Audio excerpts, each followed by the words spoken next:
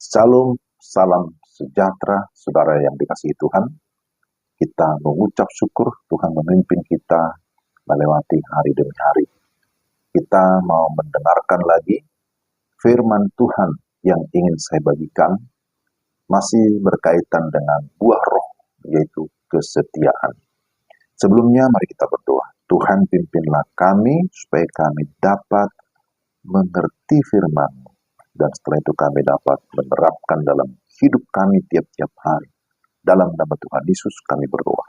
Amin.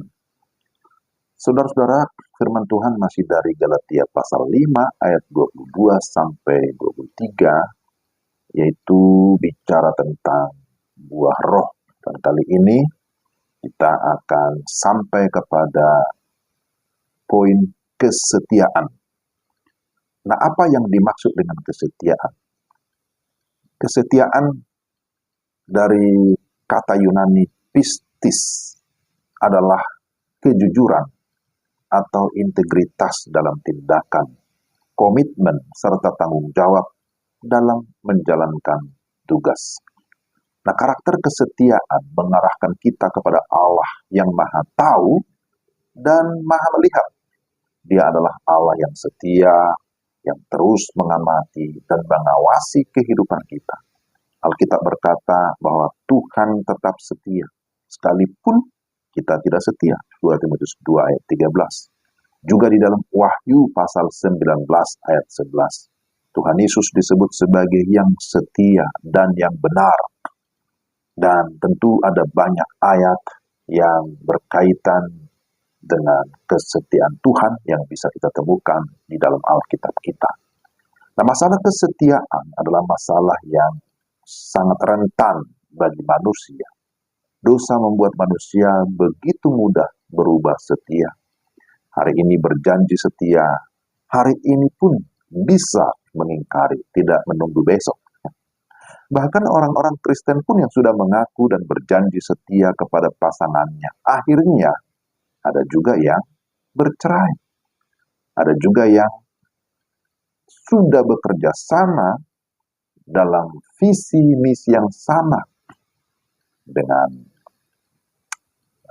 orang lain, dengan lembaga, dengan gereja, tapi akhirnya bisa juga mengalami perpisahan ataupun perpecahan.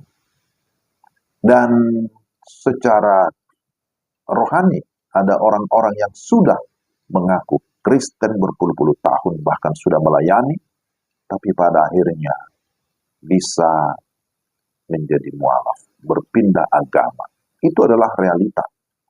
Maka ketidaksetiaan merupakan problema di dalam kehidupan umat manusia.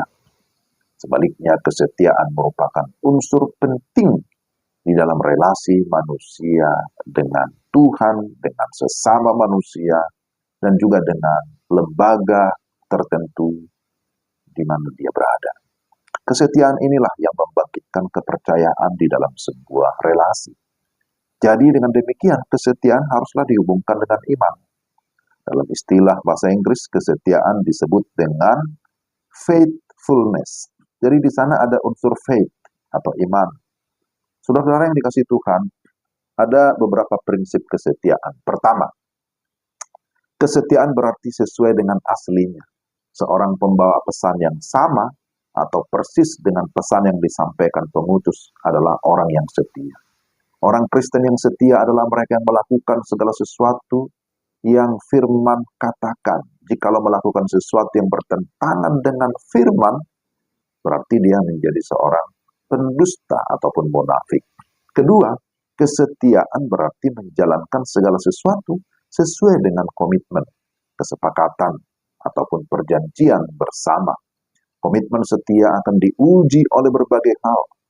Bisa karena salah tanggap, karena penderitaan, karena kesesakan dan pergumulan tertentu. Maka kita diminta untuk tetap waspada. Ketiga, kesetiaan berkaitan dengan ketekunan. Tekun berarti melakukan sesuatu dengan sungguh-sungguh dan juga konsisten atau terus-menerus tanpa berubah sedikit pun oleh karena situasi atau karena berbagai pergumulan. Maka Wahyu 2:10 berkata, hendaklah engkau setia sampai mati. Satu hal yang menarik, saudara-saudara, bahwa ketika Kristus datang kembali, maka salah satu karakter yang dipuji adalah kesetiaan. Dia berkata, "Hai engkau hambaku yang baik dan setia." Matius pasal 25 ayat 21 dan juga 23.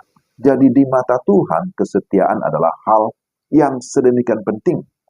Itu sebabnya Tuhan sangat murka kepada umatnya yang tidak setia, seperti bangsa Israel dahulu. Maka kiranya Tuhan mendapati kita tetap setia sebagai umatnya, sebagai anak-anaknya. Amin. Mari kita berdoa. Tuhan, terima kasih untuk renungan hari ini. Mampukan kami melakukannya. Kami didapati Tuhan menjadi orang yang setia, yang berintegritas, yang bisa dipercaya. Pakai kami sesuai kehendak-Mu dalam nama Tuhan Yesus. Amin. Nah, sampai di sini renungan kita hari ini. Tuhan memberkati saudara sekalian. Salam.